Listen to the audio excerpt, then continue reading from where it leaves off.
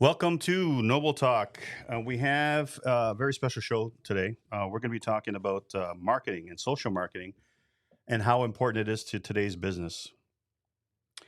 And I can't see a business surviving without it. So we brought in a very special guest today. It's Elio Gatto, and he takes care of a company called Social Know How. And we'll get to know him a lot better very, very shortly.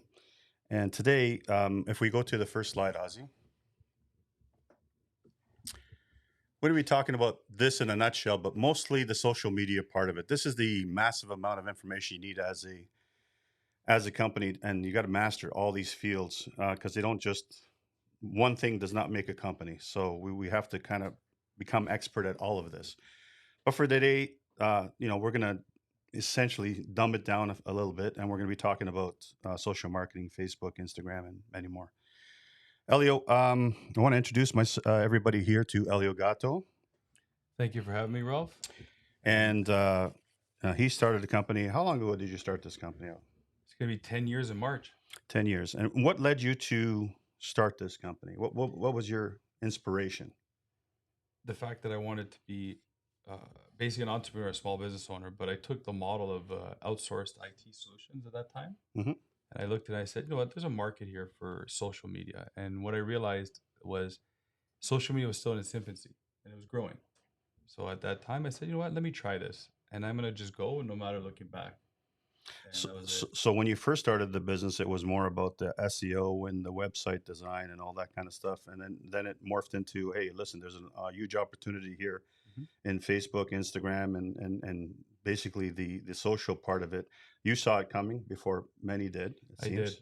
It was like a lot of people say it's a pioneer in that industry. What happened was in 2008, 2007, I was using Facebook, Instagram, a lot of these different networks, and I was using them in different roles that I had in the sales roles. And I was actually using it to sell and connect with people.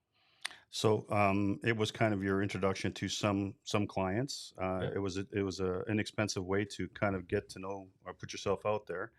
You realized that benefit, and you capitalized on it, of I course. did. So moving forward, when you did reach these clients, what to you is a perfect client? Because again, the word perfect Yeah. is probably exaggerated, but what do you look for in a client?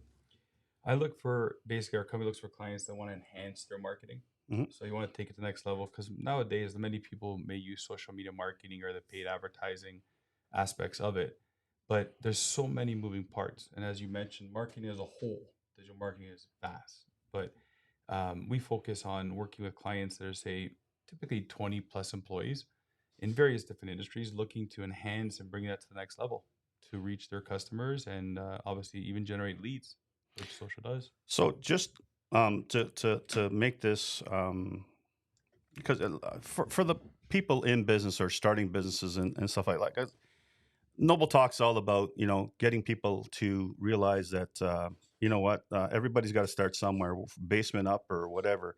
Um, what would be an ideal amount as far as a budget's concerned for a small startup, as far as the numbers concerned? So like they say, okay, there's a lot more to it, of course. But when you're faced with, okay, I just built a website, I just did this, I just did that, I created whatever I had to create. Now I have a certain amount of money that I gotta get out there. I got to get Yeah. people to see me.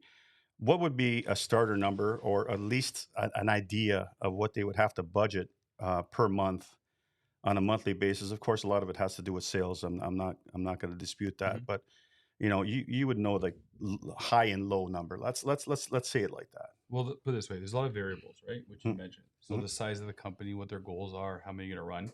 But typically, I tell companies that we work with starting at least $1,000 a month of ad spend. Okay. Because if you look at it and you break it down into like even $50 a day or even more, right? Because you are competing now against various other companies. And depending on the time of year too, people might not realize, Ralph, like even in November, December, you need to spend more. You Yes. have Black Friday, you have Christmas. People are spending and they're marketing, right? We're gonna be talking about that kind of stuff Yeah. as we move on. But yeah, what I really wanted to hone in on is the fact that you don't have to do it yourself. Instagram and Facebook are something that you can kind of learn, but Mhm. it's you got to hit the ground running, and you're going to make more mistakes than you are successful when you're doing ad campaigns and so on and so forth. That's why an expert like Elio would be necessary, because maybe he can cut through the fat and kind of get you to where you want to get to a little bit faster. Because in business today, you got to be moving fast. You got to be accurate as far as where you want to be, how you want to be there, and when you want to get there.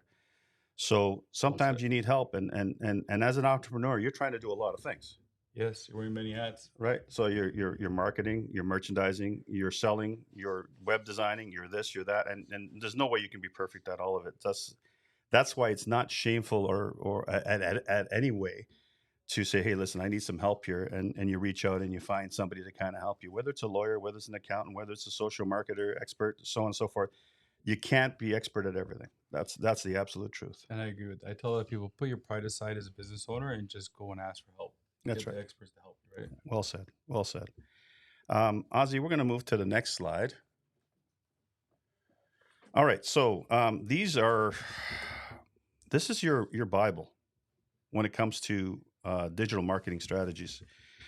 Search engine optimization when you have a website. So we're going to just briefly touch on these. Like, again, the show is about social marketing, but what has to be spoken here is after you got your website, you're very happy with your website. It basically shows who you are, what you do. It brands you very, very well, and it's great. You have this wonderful website, but then you have nobody Nobody finding go you. in there. Nobody finding you. You're on page 100 of Google, and it's going to take some time for you to move up. Um, a way to do that is pay per click when you're on the Google Ferris wheel, Mhm. and then you got to put some money together for people to kind of strengthen your SEO. And the SEO basically just brings you up page by page, slowly by slowly. It could take 6 months, could take a year, could take 2 years for you to be on page one, page two. Consider it successful. There's millions of companies out there, and what you have to put is a budget together for SEO so that you slowly rise to the cream rises to the top on Google. If you don't pay attention to your website, they will throw you in the archives of dust.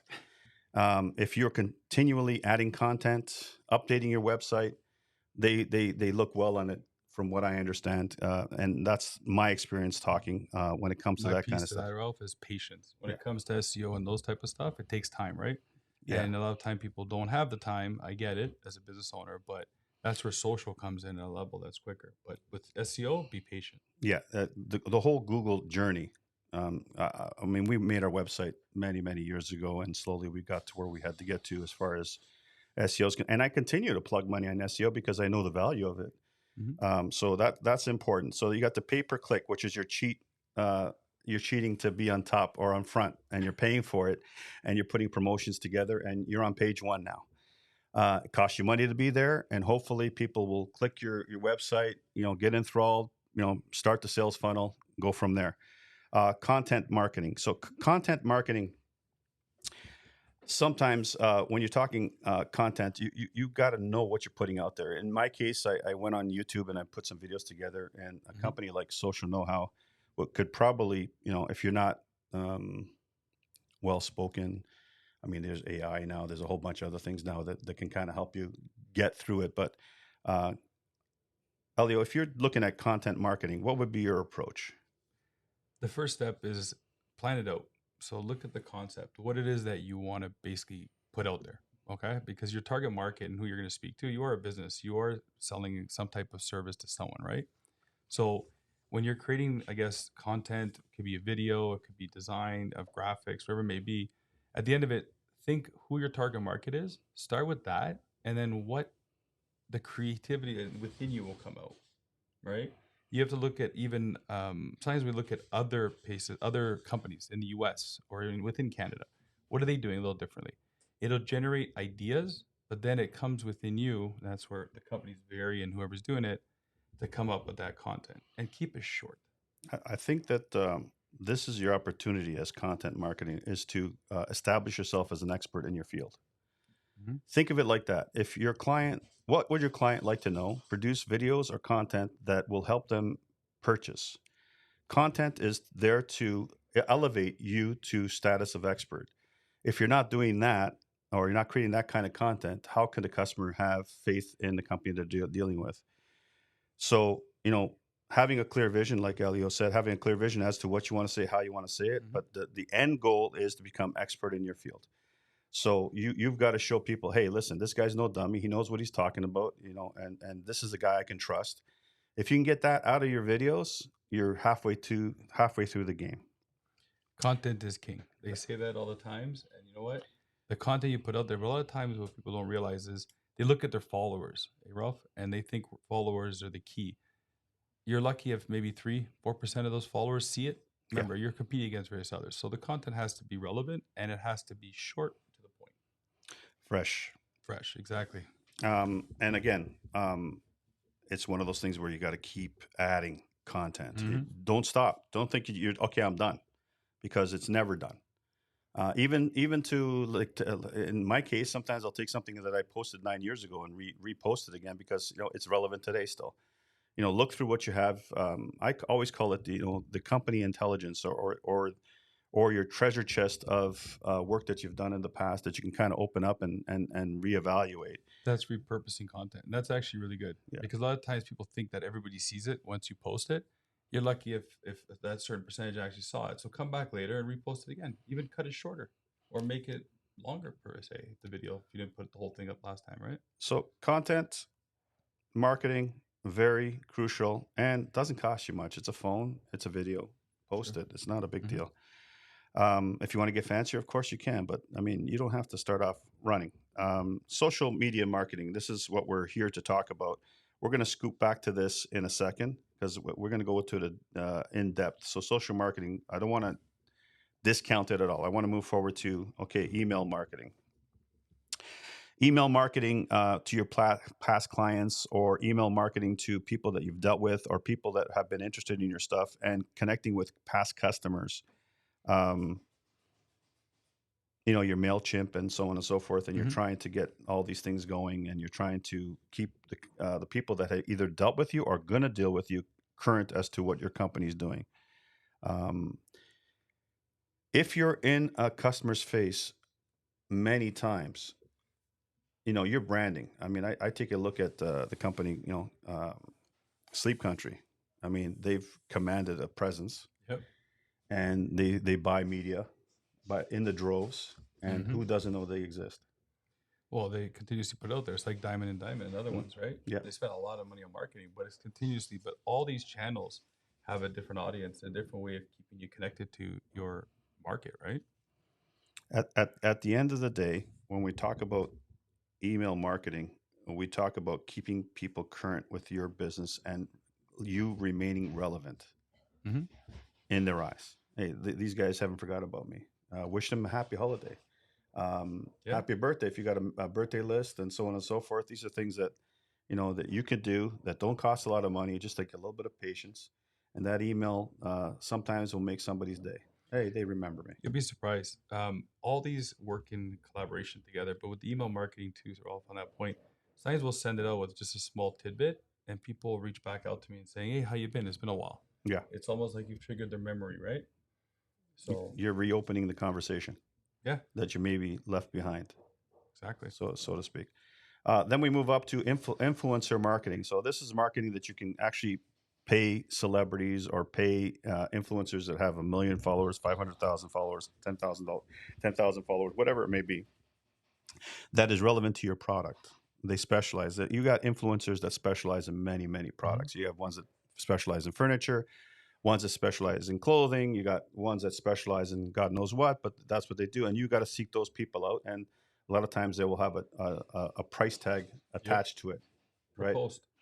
So that post will cost you money, and now you're getting into their million. And now, if they're loyal followers or good followers, it may turn out to be beneficial for you. I haven't had much luck with the influencer part of marketing because, again, it's one of those things where I just there's no guarantee in it. I don't like the fact that okay, he's going to post something for you, Yeah. whatever, and it's and even even in my eyes, it's like bought and paid for. Like how legitimate could it be? What I would do is do one piece of advice: do your research on the person. There's Mm. sites out there that'll tell you, for example, if it's on Instagram, how many of those followers are actually real or dormant. Because when you see a large number, you might see 1 million followers and say, "Wow, that's incredible." But then go look at the posts or the engagement, and you'll see that they have like very minimal traction on it. So ask for the stats. Ask them to provide you with some of that data, so that you know who you're working with.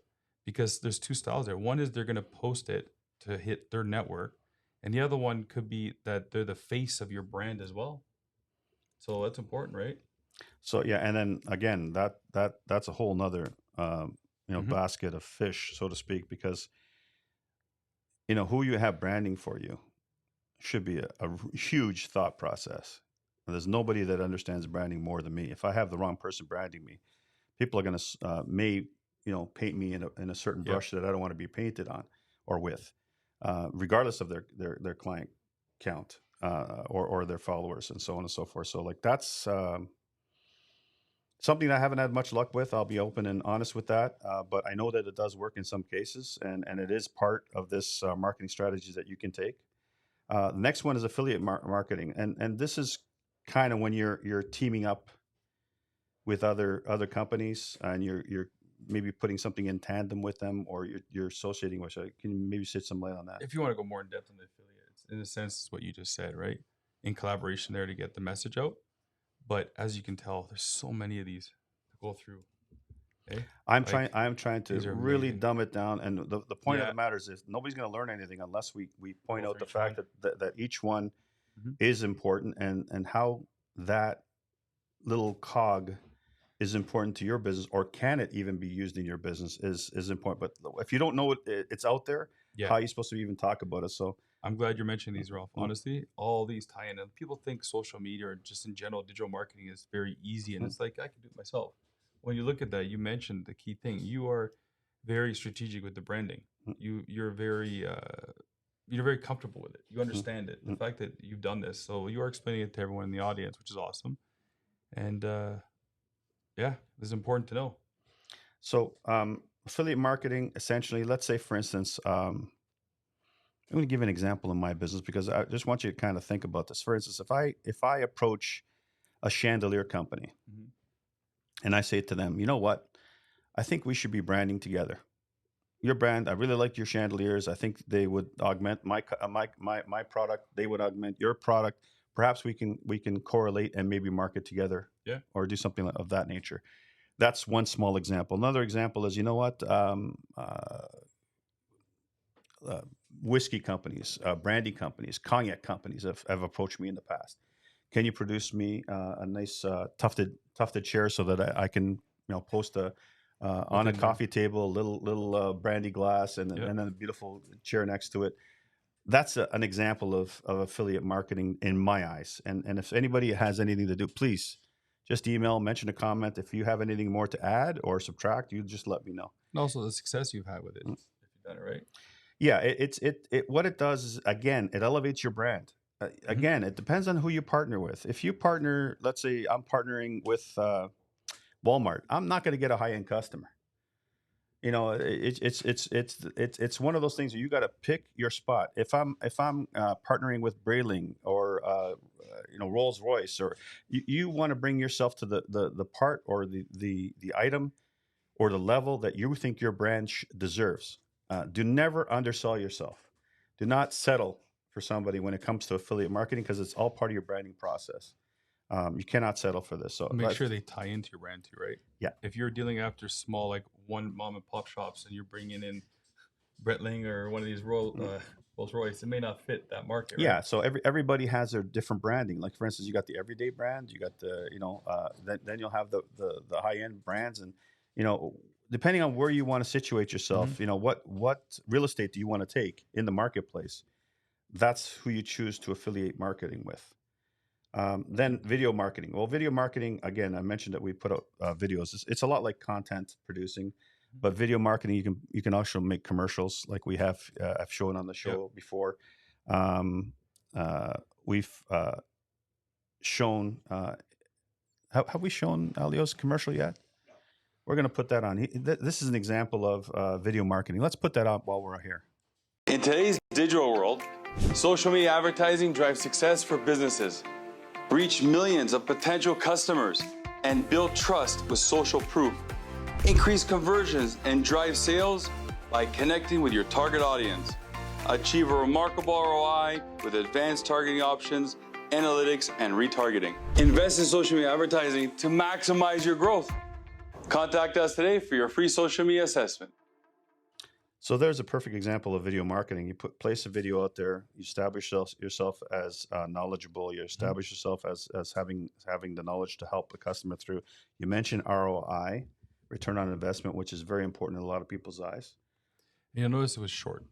It was to the point. And what I've noticed, I try to always keep it within maximum 3 seconds between each transition. And if you watch a movie or you watch a TV show and you watch and you count, and every 3 to 4 seconds, you'll notice that they change scenes.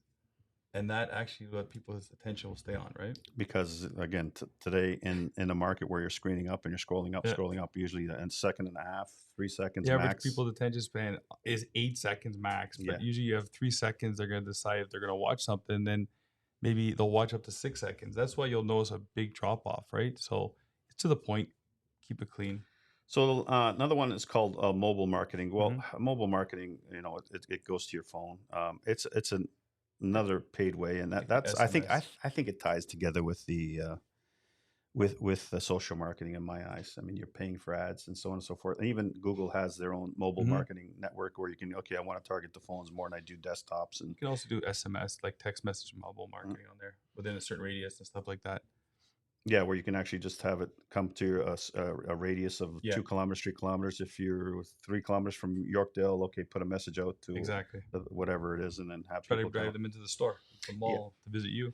So, and then, of course, remarketing. Remarketing is the whole thing starts over again. And, you kind of, if you do acquire a customer, to maintain a customer, remarket to that customer or anybody who's been at your store. You're starting the sales funnel once again, or you're trying to get the sales funnel to happen again. Remarketing, and again, you're in their face. The repetition of your brand in front of people as often as you can place it is never a bad thing. You said at the beginning when it comes to the branding, getting the message out, and the remarketing is basically giving them making them see you over and over, but in different, through video, through different creatives, whatever it may be. But the remarketing is very powerful because there are people that were interested the first time. Just people take time to decide, right? They need a few times seeing you, or they need to have incentive to act now. So that's a company's decision, of course. Do I want to motivate people to buy today, or do I want to build a brand? And when they are ready, they'll come and see me. And that's just 2 schools of thoughts, 2 different ways of doing business, of course. Sometimes you just want to drive sales as fast as you can. It's a slow time of year, and then other times you don't need to. You're going to get your natural client coming in. Ozzy, let's move on to the next one. That was very thorough, Ralph. Good stuff, man. So now we go to 10 steps to create a stellar media marketing strategy. Okay, define your goals and objectives. Knowing what you want to do. That was the first thing I mentioned. Define your goals and who you're going your target market. So now, target market. People would like to think that everybody's my target market, and not reality. That's not real, man. You know who your client is. They're in front of you. I've seen my client for over 30 years, and the demographic of that client has not changed one iota. So I know who my client base is, and if you know who they are, you can spend money and get those people in the door. And target marketing, what age group, what kind of money do they make, where do they live, what do they like to buy, and in Facebook, and we're going to get into this once we get into the different media strategies, but you can really hone in like a bow and arrow exactly to the client that you want to do in today's day and age. Based on their interests. Remember, everything you do on Facebook, Instagram, any of these social networks, they know exactly. They're building a persona around you, and what you need to do is think of who your buyer is. and create that persona. So always start with the business, then get into these marketing. So what you said, define your goals and analyze your target market. If you don't know who your market is, then what are you putting out there? Just for fun? Yeah, Right. you have to. I like to think of it as, okay, you know what? It's a competitive space. There's no question about it. So anytime you have a company, you have 10 other companies doing the same thing you are. So one of my goals, and it has been, and it should be for everybody, is what makes you different? Mm-hmm. What isolates you to be either better or different? Is very important. So when I define my goals, the branding part of it, and what images I use, and how my website looks, and all this kind of thing, all kind of okay. And now I got to get people, as Elio likes to say, to commence the journey. If you're commencing the journey and you're putting your best face forward, and your website's up to snuff, your Mm-hmm. visuals are up to snuff, the people that answer the phone are up to snuff, everything about your company is on a professional basis. Now think of that as, okay, what customer do I want to talk to? How good am I? And that's analyzing your target marketing. Is you got to use that all in one. Those two kind of like mesh together. You have anything else to add? Well, when you're defining your goals and objectives, is it going to be lead generation? Is it going to be to get increased brand awareness? And then analyze your market by saying, okay, if my market is people with a certain income, people with a certain demographic, people that are whatever it may be, like you mentioned with interest, basically your creatives, which you're going to get to, has to speak to that audience, right? Otherwise, they're going to look at it and go, this is not for me. And then you're just wasting money, right? So the third one here is conduct. A competitor analysis. Yeah. So what happens is you're gonna line them all up. Mm-hmm. Okay, who is my competitor? Mm-hmm. And maybe take yourself through a journey with that company. What'd you buy from them? What sticks out with them? What's good about them? What's bad about them? And you grade each company. Okay, now what do I have to do better? Like I mentioned earlier too, like in the US or Canada, I always say like I mentioned the US, but Canada is obviously Mm. amazing too, both of them. But when you look at the competitors, one of the things you can do too, which on Facebook people don't realize, you can see what ads people are running at certain times. You can go on the page transparency under there and actually see what other companies are running that are your competitors and Mhm. get an idea of what they're doing so that you can then have a baseline or something to say, you know what, this is what they're doing. Obviously, you're going to do what you want to do. At least you know what's out there. The same way you're watching when you're watching TV. You see So their so commercials, right? I have mixed feelings about this whole competitor thing. To be honest with you, Yeah. um, Why? because I've always felt that anytime focused on a competitor, it threw my focus off. It interfere with your creativity? And number one, interfered with my creativity. Mhm. Number two is that I find it, as in my case, I find it like a weakness. I I think, I would like them to worry about me. Thank you, not me worry about them. Although I understand the importance of you knowing your yeah, competitor, but in my view, honest to God, I really don't look at competitors. I look for inspiration. that's a good point. Yeah. Inspiration, you know what? You can look at it that way, yeah. Mm. But you know what? You're also more advanced than many compared to this. Like when I listen to you and the stuff that you've discussed, you are looking for inspiration and ideas. But a lot of times people are stuck or they Yeah. might get that, They're in a rut. yeah. And they're like, let me see what's out there. But those ideas or that you come up with, and this is the creative side of Ralph, that Yeah.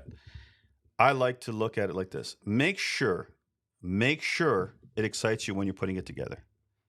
Make sure it makes you smile. Make sure it identifies with your brand, Mm-hmm. and make sure it hasn't been done before. That's the hardest part. Which Trying is to the find hardest. that done before. Yeah. That's the freaking hardest part, and that'll get you noodle fried. Okay, so then this is the part where I think Elio really does a really good job, and this is gathering useful information, collecting data. It is one of the things that you must do on an ongoing basis, and this could be exhausting. His company does this quite a bit, where he uses the data and he tries to extract or extrapolate what is good, or what can we hone in on, or what can we attack.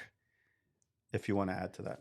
What'll happen there is it's data driven decision making, right? So the audience, your Facebook, Instagram, let's just focus on those. The algorithms will basically share your, let's say you create 5 creatives, an example, okay? Mhm.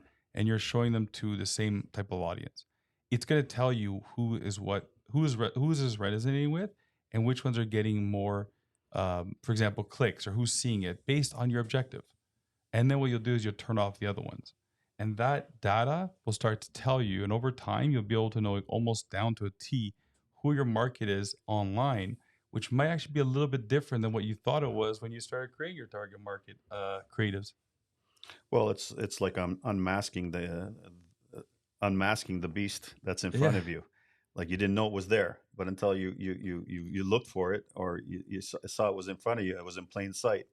And sometimes the weirdest, you remember like a blue couch that Mhm. could stick out more than the attention grabber, another one couldn't. You're like, well, why not? When It's in the the end, audience. when at the end of the day, Yeah. usually it's a brown couch that sells, Yeah. but it's the blue couch that got their attention. So like, I always say that to my son. We laugh about it. He goes, "Why did you build that sofa so bright?" Yeah. Well, I built it because somebody is driving by the store, or even any post. If I'm posting a yellow sofa versus a brown sofa, chances They're are going to look at it. they're going to look at it. They've seen it, been there, seen that, done that with the brown. So now when we show a yellow one, again, that's a way to be different. So And that works online too, eh? yeah, They'll stick out. People yeah, don't realize if you see some different colors, they stick right at you. yeah. So that's obviously very important. Setting up profiles on social media platforms. Your LinkedIn, your Instagram, your Facebook. Each one you can do personal accounts, you can do business accounts, and you got to keep feeding each one of those accounts with current events. If you're not going to be feeding it, don't even create it. Mm. Honestly, stay consistent. Create them all similar. Like remember what Ralph said at the beginning, the branding, right? Mm. The brand consistency. You'll notice every company that is really up there. Do you see them sway from their brand and what they put out there? Everything's similar. So keep those profiles optimized. Keep them set up. And if you're not going to be posting on them, then don't create one, because otherwise people think you're out of business. Sometimes you might not post for 3 years. Or like, are they still relevant? And This is the world we live in. the danger of changing an ideology of a company midstream or many years. Mhm. Bud Light gave you that example. Cool. They made a horrible mistake, and Wow. they went through a horrible ordeal there too. So yeah, They somebody forgot who their target market was. they forgot, and they let go of the reins, or they really got confused as to who their client was. Yep. And that cost them huge. Sometimes, obviously you can test stuff, or, try different ideas. Like we're all creative people. You want to try new, but you can't switch. That's not putting the company on its head. Yeah. Like I Right, said, like- you can be stupid, and there's no delicate way to do Like it. that was the simplest way to put it. Yeah, honestly. you can be Well stupid. said. You can be stupid, and you can be foolish. You can be rash. You can be arrogant. Sometimes in arrogance you become stupid. But don't follow the crowd. Too many people follow what they think is out there. You know what? Use your judgment a little wisely, man. Honestly, if you're gonna promote your company, like you haven't swayed. I've seen No. over the years. I've watched it for many years. You've always stayed on par with who your market is and what they want, and you're very creative. You'll come up with cool concepts and different designs. That's your creative side that's adding value. But realistically, have you swayed from that? Well, I've embraced the company as being an extension of me. So, Mhm. and in my experience, being genuine and being yourself, you can never really go wrong. People won't count you as a fraud if you're real. Well said. So being real or true to yourself is very important, and that will inspire you not to make a mistake. I ask myself, is this ad me, or is it Boss Leather? And I have these conversations with my son. Is that Boss Leather? Is that Boss Leather? I've had this conversation with you too. I know. So like I identify with the company as being a person, and it's an extension of me, and it's my family, and so on and so forth. We're not a corporate entity. Mhm. We're not cold. We're not calculated. We're warm and we're inviting. That's how I kind of like market ourselves. It's warm, it's inviting, and we want to build a product that builds value for the client as well. And I can build upon that business by referral. I often say that each sofa, once it gets into your home, that's my showroom. Well So said. so if that Well said. that family room is a boss Leather family room, There's nothing better than that for advertising. So, like for me, that's always been my inspiration. Um, choosing. We're going to go to the next one. Choosing your right social media tools. Which Mm-hmm. ones are you going to choose? The tools can range from different ones of posting within. For example, the tools could be Hootsuite. It could be using Facebook Creator Studio, posting within there, right? But the tools are, that's what they refer to Mhm. tools, right? The networks, you can call them tools as well. But basically, choose the right networks. And then when you're going to get stuff out there, make sure that you're using the right way of doing it so that you can track and that you can reach the right audience. Very important. And there's tons of examples we can get into, but Hootsuite's one of them. There's in Facebook alone. I say Facebook. Remember, Facebook owns Instagram, Mhm. so a lot of the data and the information is there for you. And data-driven decision making is thrown around there, but reality is the information is in your face. It's just how you present it, right? So the tools are important to give you the information and to also share out there. So, the tools will help you create your vision. Well, Um, yeah. Well, even the tools, for example, using Adobe. mhm.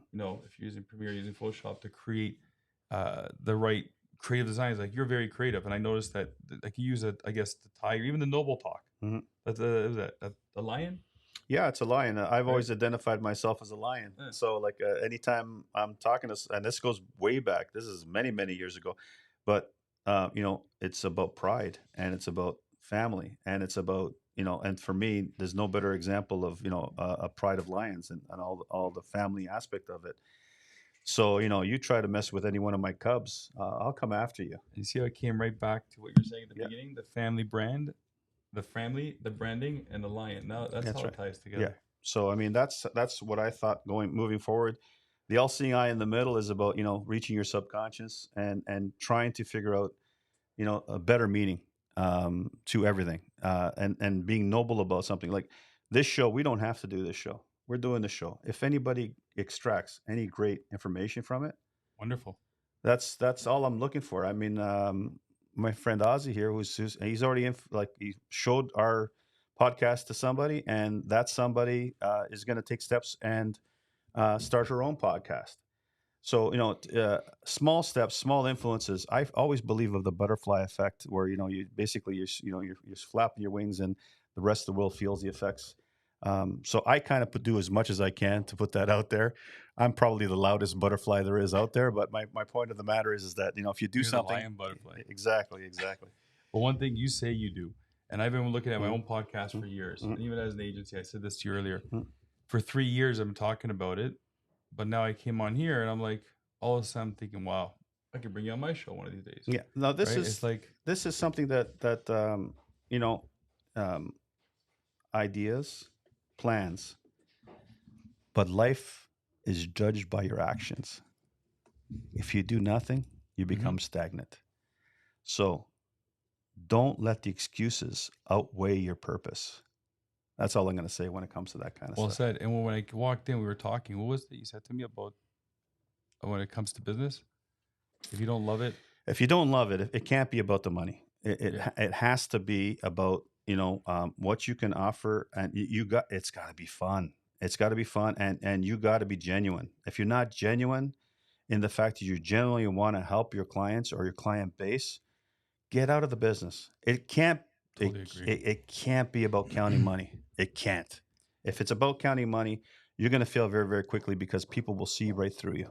Money is a component, right? Yeah. It's an outcome. But if you're passionate and you love what you do, like I've seen, you know, stuff what we've done, but I also looked at some of the stuff I walked through your showrooms, the guitar couch, like something creative that's different. And I'm like, who's gonna buy that? At the end of the day, But but I've always said if it's an it's idea cool. that's in my brain, Yeah. whether it sells or not is irrelevant to me. The idea And has to be acted on. And that's a lot of people won't take that risk, Yeah, right? yeah, yeah. Because of the fear. And I think you overcome that, and respect to you, because a lot of times, even within marketing, you got to take the risk. You know how many times we ran ads over time that produced very well, but other ones that haven't? So what do? You look at it and say it hasn't worked well and then just give up? Mhm. No, you come back and you go even harder. I love when that happens. It pisses me off. And I say, okay, Yeah, Now we're really gonna go hard. it's Right? one of those things where you got to decide either fight or flight, Yep. right? Yep. That's the strong companies have that resilience, have that tolerance, have that okay, we'll go back to lions again. Mm, They're ferocious. You don't back down. The whole idea, the whole dynamic about being it is you're brave as a lion, lion heart, and so on and so forth. interesting. So if you look at all this, and this is kind of where I kind of go in my subconscious, dig deep, and I admire those traits. And nobody can say that I'm a wimp because I really tackle everything I can in real time. Sometimes I'm a little too patient. Sometimes, but at the end of the day, I tackle what I got to tackle. You just defined who your brand is. See how you just did it for you? You just basically defined who you are, how you present yourself. So when you go back to everything that was talked about so far, Ralph, you've mentioned who your market is. You've mentioned how you present yourself, how you want to be seen. You just got to get the message out there. And that's where social media and the type of advertising you do is important. But you're already halfway there, majority of what you've said. This this whole thing is in tandem with my company as well. I mean, if they know who I am, they're Mhm. buying from me. So if I got a podcast or I've got a band or I'm an artist or I'm this, I'm that, whatever I present myself, people want to know the person that they're dealing with, regardless of what they're buying. Um, you know, uh, for many, many years, you had Mel Lastman giving flogging low end product, and Bad Boy, nobody beats Bad Boy. So, but he identified with that person, and it did very, very well for many, many, He many was the years. brand. He was the brand. He So, put his face on that. What are your thoughts on that quickly? Putting uh, a face to the brand. putting a face to the brand, a lot of people are afraid to do it. I have a buddy of mine who's very, very good at his business, and he runs a organic mattress shop, and we'll have Mhm. him here on the on the show one day.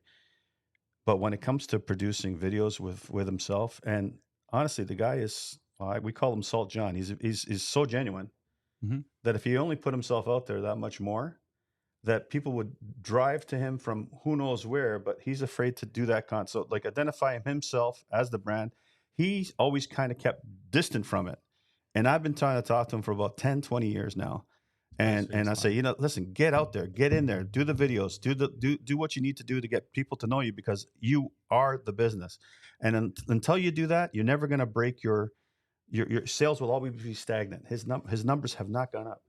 There's They've two been ways, steady. but there's two ways to look at it. One is you are the face. Like we mentioned Diamond and Dime before. Mm, The face is Jeremy, right? yeah. And then you have Ralph, like boss other. You're partial to the face. You're the lion more than anything, but you're part of it, which Yeah. is Yeah. two ways to look at it. But when you are part of the brand, I think that to me works a lot better. Like you're a component of it, right? And being that face is just overcoming the fear to make those videos or those pictures or the designs something that you need to get out there. That's what the social marketing is. It's there's the advertising side and the creative side. So tell your story. It's that Yes. simple. Just tell your story. But people are afraid, I guess, because once you get on there, it needs to be perfect. Even before I came here, I was gonna about trying to get everything perfect and the way. And Ralph said to me, "I'm not even gonna tell you what the show's about. Just show up." And I was like, you know what? I think it's actually I'm happy you did that because it made What me actually more calmer, a lot exactly? We calmer. were talking like two guys at a bar, Yeah, and that's where I'm all about. I want it to be casual. yeah, We do. I want to produce good content, but you can't produce good content if you're not genuine, and you can't very produce true. good content if you're stressed or if you're thinking too hard.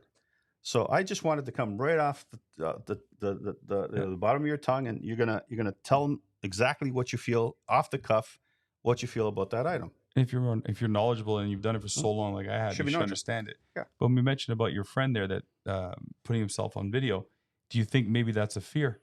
He hasn't had somebody that's pushed him a bit because I've worked with some, even politicians. We've done a lot of political campaigns, I and I've pushed them to say, just go, just record. It's all you can edit it. This is live. I think This is more than anything. I think with this individual, it's about just not being comfortable in his own skin. That's different. Yeah. You know what I'm saying? And I can tell you because he worked for me in the past. Best salesperson in the world, knowledgeable, friendly, warm, trustworthy, all of those. Hmm. But somehow that's not enough for him. he can't get into it. So like I've been trying to push him. Maybe one day it'll happen, but that's just Hey, size. This is a huge make sidetrack. it happen, man. Okay, so we're gonna go to the next item, which is number 9: track performance and analytics. Again, this is where you need professionals because if you go to Google tracking or information analytics, and you go into Instagram and all, uh, this is the part of the whole thing where I find it overwhelming. And you need people who can isolate the goods and bads and the little numbers, and that's where companies like Social Know-How would come in. And one thing I've learned along this journey, I could call it, is being able to define that and explain it early enough. Because one person might be looking at, for example, how many website clicks or how many people, whereas you're looking at reach. So you need to define again at the beginning, and whoever you're working with, make sure you're on the same page. And sometimes that doesn't come out till later, but you learn and you adapt and you go with it, right? So after all this is done, you're basically finalizing your strategy. How much time do you want to, go into each one of these 10 steps? How much you're going to plug into each one of them? All of them have to be touched. Think of them as plants, and you just put, everyone has a seed. How much water do you want to put on every seed, and how much do you want it to grow? So like when you're looking at these 10 steps, they're all critical. They're all very, very important. So we're going to move to the next slide, Ozzy.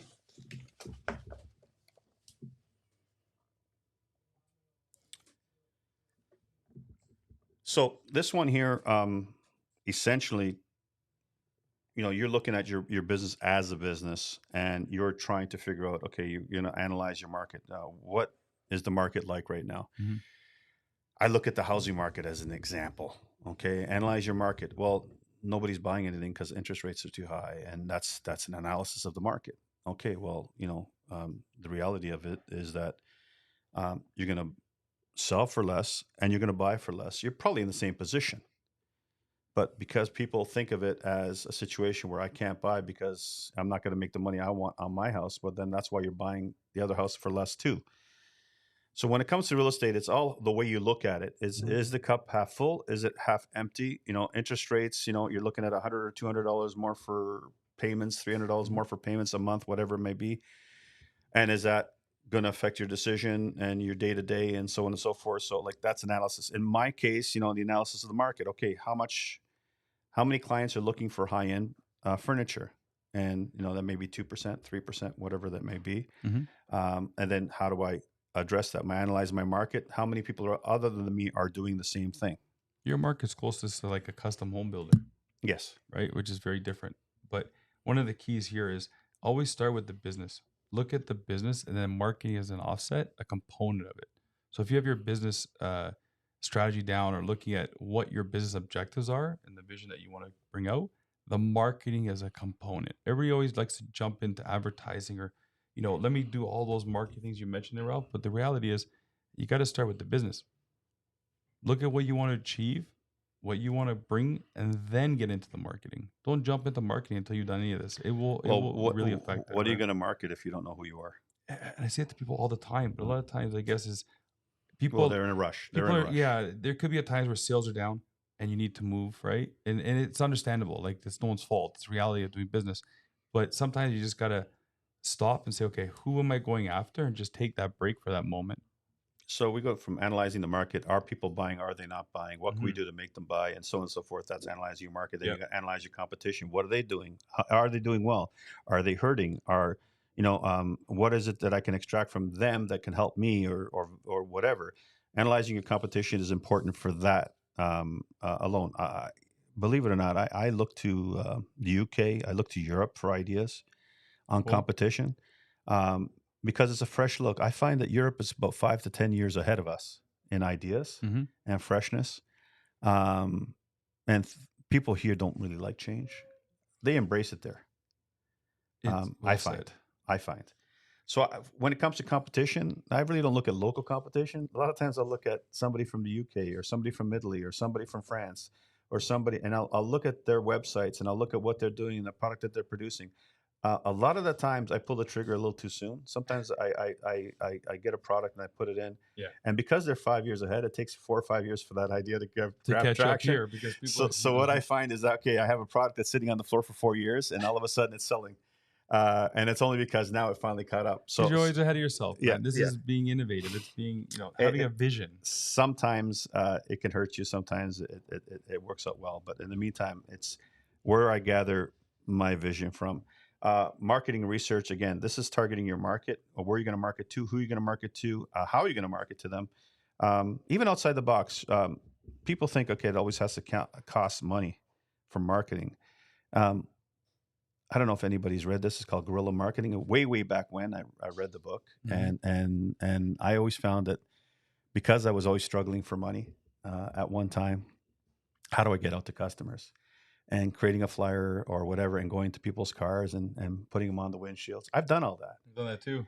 I've Oh, done all wow. that, and even delivering postcards to homes. And I remember wiping out on ice and taking out my back ass. And you did what you had to do, man. And we went and we delivered flyers, postcard flyers to over 2,000 homes. I delivered them myself.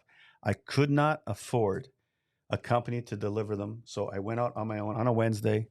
I remember the day; it was cold as hell, and we did that. And you know what? The next few days, I got sales in directly, and it served its purpose to the point where it acted as a catalyst for me to do a catalog of sorts, and it just kept growing our business. But Mhm. if I did not take the step of home delivering postcards myself and getting them printed and putting them out there, that would have never happened. That's guerrilla marketing at its finest.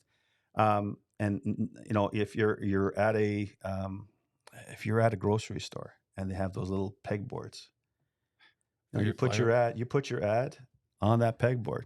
Now, if it lasts 3 days, 4 days, one day, whatever Before it you take it is, down. hey, listen, cost you nothing.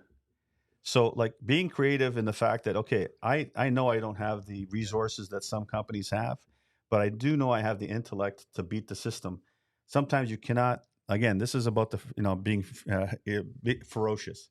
It doesn't scare me to get out there. As the Okay, lion coming at you, right? that's right. But one thing I can add to that, you know what? Perseverance. That's one of the things is having the drive and the willing to take those chances and go. And to add to one point to yours is you went out and did the flyers. Me, I'm big on networking events. Mm. I go to tons of events. Even people like you're always out at these events doing stuff. You know what I've learned? You never know who you're gonna meet unless you're there. And Yes. it's not always just business. Sometimes they become friends. Like obviously a lot of the friends. I love people in general, but you never know who you're gonna meet and what's gonna take place then. It's just overcoming that fear You're never going to expand of your circle. yeah. You're never going to expand your circle if you don't step out of it. And over the years I realized I've been stepping out of that Mhm. circle and just Yeah. growing and growing. And you know what? Marketing is very similar. You're reaching the masses, but then you're honing down to who your closest friends are, which is the clients that you're going to want to purchase. They're going to purchase from you. So a lot of this stuff is all part of digital marketing. Mm. Social just allows you to be more micro if you really think about it, right? Yeah, going to be a little more precise. Yeah. Okay, so defining your marketing mix, how much money do you relegate to each one of these different types of marketing? And this will be trial and error for sure. You'll say, okay, I'm going to do this for social. I'm going to do this for Google. I'm going to put an ad out in the newspaper, magazine, whatever it is. This whatever you want to allot to certain monies. Of course, you got to start out with your sales goal. If you don't have a goal of what you want to sell, you can't pay for these ads. So, you better make sure. And in my case, trial and error, it did happen a lot. But what happens is, okay, I know if I spend $10,000, if I'm not selling $100,000, I'm in huge trouble. But you're good with your numbers. You're measuring the ROI on that. A lot Yeah. of times people don't look at that. And I Yeah. guess that's a struggle too for a lot of companies to say, what am I actually making on this? Like as a smaller company over time, I've had to grow and look at my numbers, really understand them a lot better to say, okay, I just did it. Like, sometimes you say you just have an idea and you go. Mhm. I learned it helped, but I've also learned the hard way. And you know what? Either way, you keep going. Listen, Right. I'm not. My son is the numbers guy. I'm not illiterate to numbers, but he's very sharp when it comes to numbers. But Mhm. what I did teach him is that for every dollar out, you need $10 coming back. It is a business, but You- it's smart. What you're and if you thinking don't know your break even point, you're in trouble before you start. You got to know what it's going to take, your break even point. So, for instance, let's say you got $10,000 worth of expenses, Mhm. and you're working on a 50% margin. That 20,000 is your break even point, Everything past that, you can start taking 50% of it. But the point of the matter is, if you can't identify your break-even point, um, that's going to help you decide, okay, am I going to spend $3,000 on advertising? I'm going to spend $5,000 on advertising. And if I do that, what's my new break-even point? Everything adjusts. If I hire that extra person, what's my new break-even point? Everything, that break-even point, when it comes to knowing your business, if you can't pay your bills, you're no good to anybody. So if you're going to up your game with a new person in your office, or a new salesperson, and that person doesn't produce, but you're paying them money or whatever it may be, how long can you sustain that if they're not producing? And that's one of the hardest things I'm gonna say. There is sometimes we use our heart, not our mind, and you feel bad and you want to keep that person working and doing it. But then I realized over time, as a business owner, sometimes you have to make those difficult decisions, because at the end, it's either everybody goes down or you have to let one person go. But sometimes outsourcing too, like obviously we're an agency, right? So you can hire a whole team for one, but at the same time, we work collaboratively with those in-house people. So you decide what is the best direction for you as a person and as a company, right? Because you don't want to get buried down in the numbers. Because again, me being creative, like I got lucky because I have my son and my daughter who are Yeah. helping me in the business. Huge, because that allowed me to stay creative, because that's where I find my strong suit is. So, and I'm fairly personable. I have no problem speaking to people and so on and so forth. And I can concentrate on that a little bit more. We opened up the factory. We did a whole bunch of things that are necessary for our business. Then you But open that another allowed me the location time. too, though, eh? Yeah, we opened up. Like that to me, respect to you. Like that's, I'm gonna say it here, it's ballsy. Like people, you're scaling, right? Yeah, And a lot of times people are fear, so your marketing has to increase. Your whole everything has to start increasing, right? And that's your break even again. Now back to that. well, I'll be honest with you. We had at one point too many people working for us as salespeople, Mm-hmm. and we invested a lot of time in them, Mm-hmm. a lot of money in them, and some of them have really developed. It was very easy for me to make that choice because I knew who I was going to put there. Gotcha. So, But like for you, me, it was not a big deal because the hardest part about having a business is having somebody who is. It's okay. It's the hardest part is putting together a team that's going to be relevant to what you do. you want those people to stay with you, and as a business owner, you know what? I'm gonna be hitting 10 years. How long you been in business, It's closer to 30. right? So 3 times as long. And overall, there's a lot of ups and downs, and it's like a yo-yo. But anyone who you have a business, you have an idea, go with it. Okay, so The marketing is a very strong component, though. we're gonna move on because Oh yeah, I what was part just do you want here? informed that we're eating a lot of time. Are So we? yeah, that's How all. long is everybody's enjoying the show? Yeah, I hope so. Otherwise, I hope so too. Hey, So okay, so we talked about financial analysis, break-even points, and so on and so forth. So we're going to move on to review and revise. And review and revise is your hit and miss. Things that work you keep doing. Things that don't work you eliminate. Understand your customers. Knowing who your customer is, what they want, and how they want it, and empathizing with your customer, to me, very important. So that should be your marketing strategy. Now we're going to go on to, if you hear a buzzer in the background, that's the people ending their break or starting their break. I'm not sure which. Um, okay, so we have all these social marketing platforms. And what I wanted to bring to light when I saw these numbers, they're pretty impressive. In Facebook, you got 2 billion daily active users, people popular think for all Facebook's ages. dead. Are you crazy? No way. Facebook's still powerful, man. And they 2 own Instagram. billion daily. And it mentions here best for businesses that want to reach a wide audience, run advertisements, and post videos. We use it for all of that. We're doing it right now. Yeah, we're doing it right now. At the end of the day, it's viable, it's important, and again, if you want to boost your posts, it's still a cost-effective way to get business out there. Absolutely. Cost effect there is just getting people aware to join us. So next time you gotta be telling your friends and every family to join this show, because it's awesome to be on here. And when you're looking at these numbers, isn't that incredible? It's absolutely. Let's look at Twitter, which is now called X.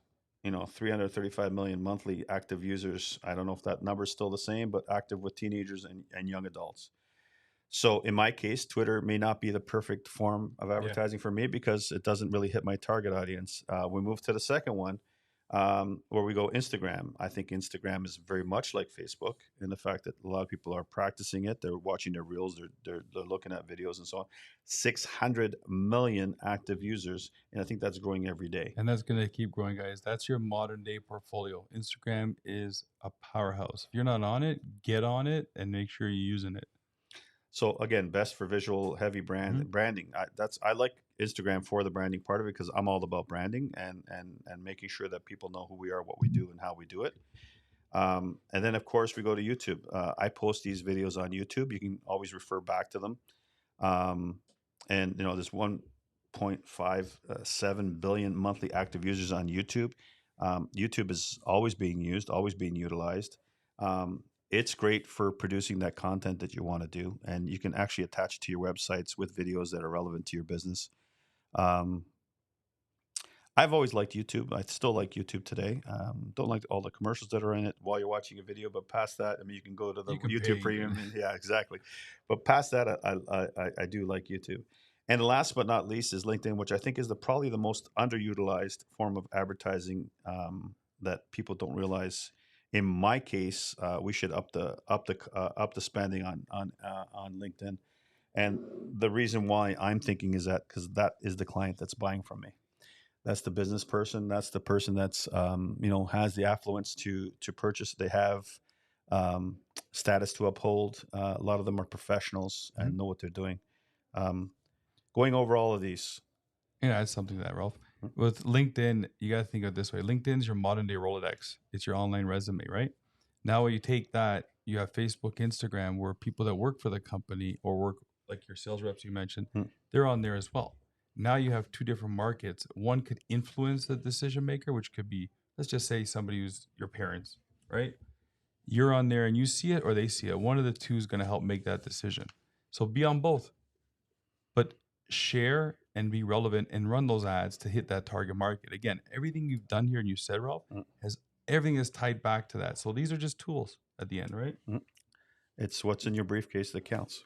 You're going to use it, Yeah. and you're going to and again, make sure it's brand relevant. Do not cheap your brand by doing a stupid idea that will lower your brand. I can't mention that. Stay fast and steady to who you are and what your business is about. Do not look at compromising that at any gate. Like my son and I have this discussion all the time, and and he has a vision and I have a vision. Sometimes they differ, um, but at the end of the day, I know who we are and we stay true to who we are, and I think that that's why the success keeps rolling in because people say, I know what I'm getting when I'm dealing with this company or that company.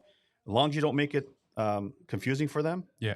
it's easy for them to. But sometimes there's also different generations, right? There's different thoughts for different age groups and also how you evolve as a company. But you always find ways to balance. But you got to be clear on that, right?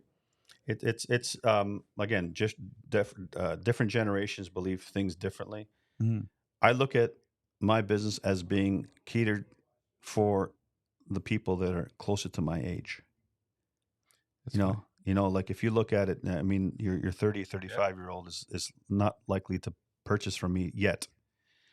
But, somebody who's 40 to 65 who is steady and realizing they're getting their feet under them. It's their second house. Now they want good furniture. That's who my client is.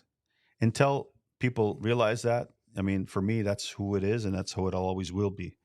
You can even break into two audiences there, right? When you do the marketing, to finish that is we have two audiences working with the marketing department, which could be, let's say, 20 to 30 years old, 20, 35. And then there could be even potentially the owner who's 40 to 55 years old, right? Yeah. So the same as you, someone buying that second home, somebody potentially nowadays with the rates and everything the way they are, someone's helping them. Yep. Right? Typically. And they're going to help make them make those decisions as well. So target, honestly, break your company signs into two audiences. One that's going to influence, not the market influencer you think, that influences the decision, and the person that's going to decide. And that's usually when we run two different ads, to be honest with you. One to get the children, say, for example, to be part of that. And the other one is, it could be, let's say, the decision maker, which is the parents. Yep. Right? To make it simple. With all the products you sell, you have different audiences. Like when they come in, do you typically have just one, or do they come in as a family, or Usually just as a couple or even by themselves, but most of the time couples. Couples are the ones that really purchase. Mm, Um, a lot of times we'll have younger couples come in and they'll say, "Listen, our parents are helping us buy this," and I got to there you report go. back to them, Yeah. and I got to tell them how much it's going to cost them. Um, it's funny, but it's true. And you know what? When you want quality or you want to buy properly, you don't want to throw money away. Like I always say, cheap furniture ends up in the landfill site very, very quickly, and you're only doing the world a favor by buying something good. That's kind of always the way I've thought of it. So anyway, let's move on to the next slide, Ozzy. So this will be the last slide of the day because there's so much more. We're gonna probably have to make another show for the rest of it. Yeah, if you want Um, us back, just ask Ralph and I'll be here. yeah. So we got all these farms and who they target the most, and we have people, content, strategies, and the cons of each one as well. So they say Facebook is what you mentioned, two markets, 25 to 34, and then Mhm. boomers. So boomers to me are anybody up until 60, 65. Um, then you have so content you can pretty well pop up anything that's not offensive, Yeah, photos, links, information, live video. It's easy to do. I find it so easy to do. And then strategies, local marketing, advertising, relationships. Boosting an ad, um, pinpointing where you want to market to. They make it so easy. Like we advertise cross country, so for us, it's just it's humbling to think that somebody from BC wants to buy from us, that's and amazing. and they do on an ongoing basis. So Facebook makes that reality. So does Google. So does a few other people. But cons. It says weak organic reach. Well, yeah. I mean, it's not really attached to Google. They're not really a Google Drive, Well, right? organic is non-paid, right? So Yeah. you got to think about it. There's 2 billion people we mentioned before. Mm. Who's gonna see all your stuff, right? So in reality, the paid advertising, it sucks, but you got to pay to play in the market of social. You still need to post, like you said here. But you notice how you mentioned the two audiences? I didn't even look at this slide. Mm. It's breaking into different target markets, right? Yeah. So you've mentioned when people come in with the parents and or the children, you have to sell the value on it now. Otherwise, they're gonna go back with a price, not looking at what the difference Oh, is. That your quality is the 10 times, the 100 times better than the someone the else's, one right? thing that my company does is we have no price tags, and some people get upset about it. Why are there no price tags here? Well, I tell them very Mhm. very very very straight. Like, I don't want price to be your influence. Yeah, I don't have price on my website either Yeah, yeah, at yeah, all. I yeah. don't put prices anywhere. It's So based on what you need and what you so like. what I say is, why don't we concentrate on what your needs are first, Mhm. and we'll discuss price last. That takes price totally out of the picture because if we can discuss our product and the value of that product and how it's made and what we get for your money and so on and so forth, that last price thing becomes less and less important as you educate your client.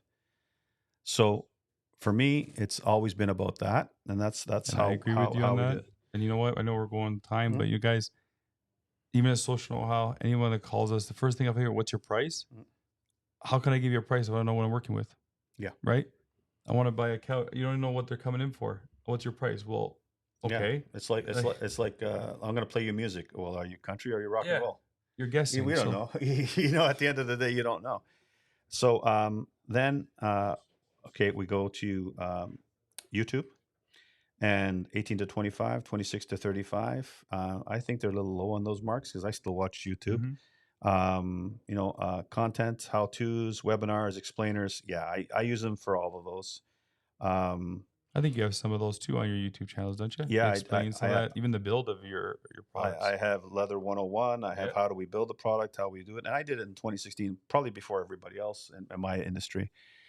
But what I noticed and why I produced that content was there was a huge misinformation campaign with other leather companies and what they were saying about leather and what is real leather and so on and It's so almost forth. like you took it personal. I gotta go after them. This doesn't make this is Exactly. I not said, right. you know what? I got to straighten this out. And I go, I don't care if they buy from me or not, but the truth is coming out. And I took that approach and I never looked back. I mean, people often and both my son and my daughter will tell you, I came here because I saw your father's videos, and I feel that I can trust him. And to me, that makes my eyes tear, because what happens is when we were doing it, the intent was, okay, let's put the information out there.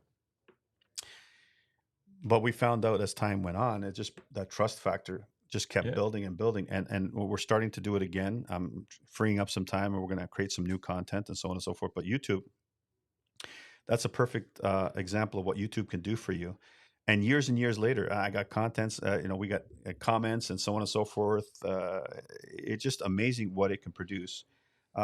Everything's just about time and doing it, right? Like you said, you're ahead of yourself there, right? Yeah, And you were looking at that. So that's the lion in you, man. you got to You attack. did it. You're early. You got to attack. Okay, so then we have Instagram, of course, millennials. And again, I just think that they're discounting the older people here. I think a lot of older people, are using Instagram more than you think. It's shifted. Yeah, Say that. I mean, I can ask Ozzy, who's there. He's close to my age. He looks at it. You look at it. I look at it. At the end of the day, I mean, I think that those demographics have changed and are continue to augment into an older age group. I think that the Facebook and Instagram also being linked to each other um, really pose a growth factor for both of them, that people cannot discount. Inspiration and adventure, questions, polls. Um, you get interactive. Actually, when you do a reel, I mean, Mhm. everybody in the world kind of sees Mhm. your reel at one time or another, or eventually goes in through these whatever, and you could put a reel out there, and you'll get somebody watching it that you wouldn't have a hope in hell of reaching Isn't that before. crazy? The whole world at your fingertips. Yeah, You know what? Put an animal in there. Put some food in there. Maybe on your couch with the dogs, and you'll see how people just resonate with it. They'll absolutely. love it. So then we go into X or Twitter, and educated, wealthy, news, discussion, humor. Again, I don't use Twitter. I think I should, especially on current events and what we're doing and Yeah. what we're up to. We'll get around to it, I'm It's the sure. only thing it can help you. If just say you have a lot of even raptors or people that come in, right? If one of them were to tweet this wonderful sofa or whatever it may be, I'm sure more it about would the help, yeah. experience, right? You can have that put through there, but that's really what you would use that for news. But for a lot of companies, it's how and how you look at these, right? Like I So, said at the beginning, don't be on it if you're not going to do anything with it. so the one thing it mentions here is small ad audience. So if you're boosting ads and so on and so forth, Mm-hmm. not a lot of people are going to see it. Yeah. So then we go back to LinkedIn again. I think this is the juggernaut that nobody knows about in my eyes, and we'll be tackling that market Well, a lot. Microsoft had bought them years ago, right? Mhm. So they were behind the game. So LinkedIn was sleeping a bit when it came to ads. Mhm. Microsoft bought them, made it a lot better. The advertising there is good. Facebook and Instagram are still most powerful, I'd say. Mhm. But when you do them collaboratively, like you said at the beginning, all these different networks, if you tie those together and find a way to market to both, well, now guess what?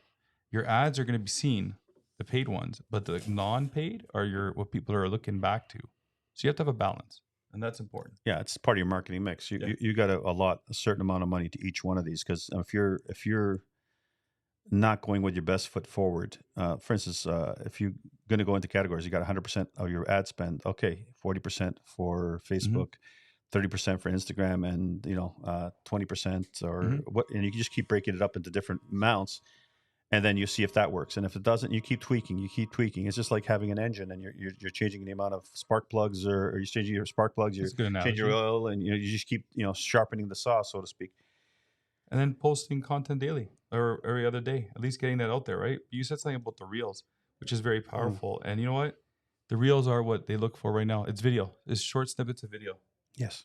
right? So What it does, it'll bring you to the original content, or at least hopefully, if it touches the right person, they become your follower, and then Yeah. everything that you put out there comes in there. And then again, it's a world where followers can be important to increase your message. Whether they will turn into dollars or not is irrelevant. But at the point you have followers, you have credibility. I think that's what it is. It's the credibility side, Ralph. Yeah. And followers adds credibility, but at the same time, people use followers too much as they're the audience. Okay. You can have tons of followers, but none of those people can actually be your target market. So you got to do it strategically, right? Or you're going to create all those wonderful videos you do, and then nobody's going to see it. If they're not the right followers. Absolutely. Ozzy, let's get my commercial out there.